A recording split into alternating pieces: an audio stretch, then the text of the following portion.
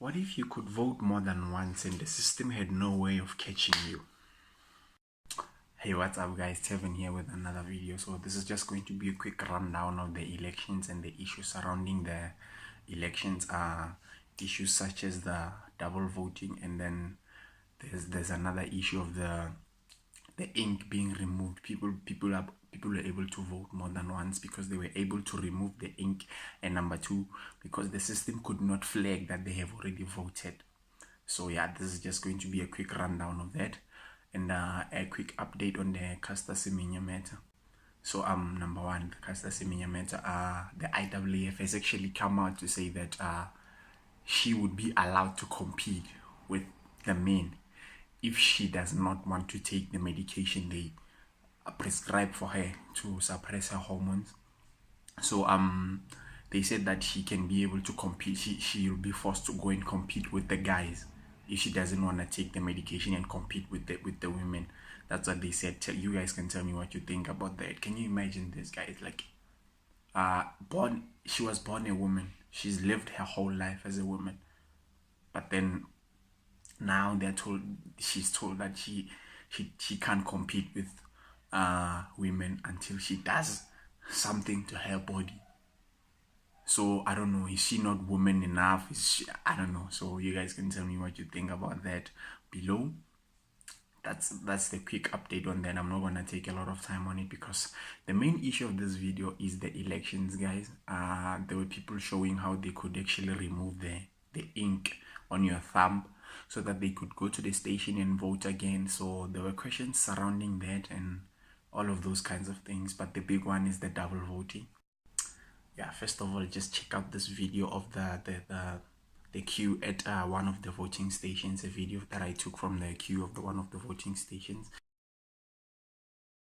I was actually proud to see such a longer queue at this voting station because there was a lot of young people there. So that was a good thing to see that our young people still care about our democracy.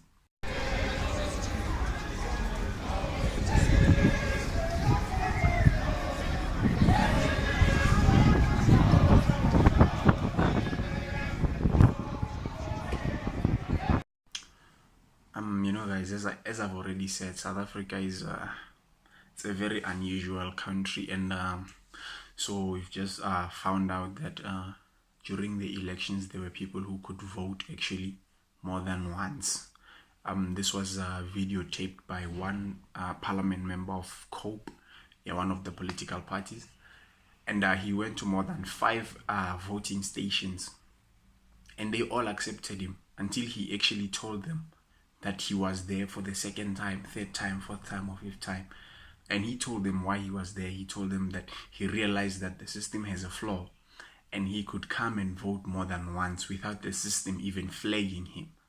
So as you can tell, this is a big story in terms of the elections, and it has caused some trouble as well. So ever since that came out, that people could vote more than once, the IEC has started to investigate the matter, of course, and they went on to arrest I think more than 25 people already have been arrested for voting more than once. More than 25 people have already cheated the system. Like I don't know, question here would be, could this affect the outcome of the results? The IEC have said that if they find out that there's a large number of people, maybe in a concentrated area, whoever cheated the system in that way, then maybe there could be that question of whether this affects the outcome of the results. There were 20 people arrested in KZN. There were 4 people arrested in Pretoria, yes, and 1 here in Joburg.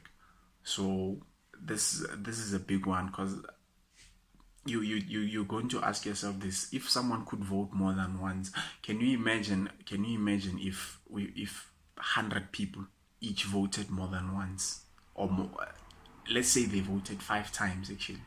Can you imagine how much that changes the results in terms of the provincial results and the national results? Because that counts a lot, guys.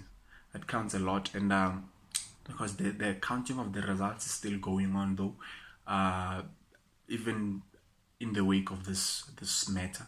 The counting of the results still goes on. So in the lead is still the ANC, of course, guys, and I know I said it was going to be tight, but not really like that. It's not really like that. So the only one that is tight is Joburg. It's Gauteng. So again, guys, the ANC in the lead, with the DA in second place and the EFF in third. So like nationally, in the national, I'm just gonna talk about the national ones. In the national elections, the ANC is at number 1 at 57%, and the DA at number 2 with 21%, and the EFF at number 3 with 10%. And then the rest is taken up by the other smaller parties such as COPE, the newly formed Good Party, and there were the IFP, FF Plus. Yes, those kinds of parties take up the rest. And then there is another group of smaller parties who are contesting, who are saying they're going to challenge the outcome of these results, because they argue that the results are not fair, are not free and fair, simply based on the question of people voting more than once.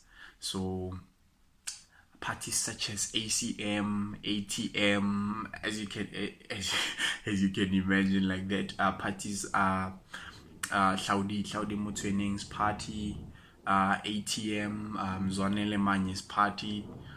There are a lot of them. I think there were about 30 parties that are challenging this thing. They called a press conference yesterday, a media briefing, to say they are going to take this matter to the electoral court to challenge these results. And if that doesn't work, they are going to take the matter to the constitutional court. So we will just see how that develops.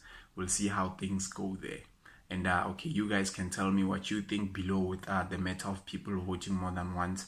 Tell me what you think about the ones challenging the results. Do they really have a case or not? Yeah, that's basically it for today. So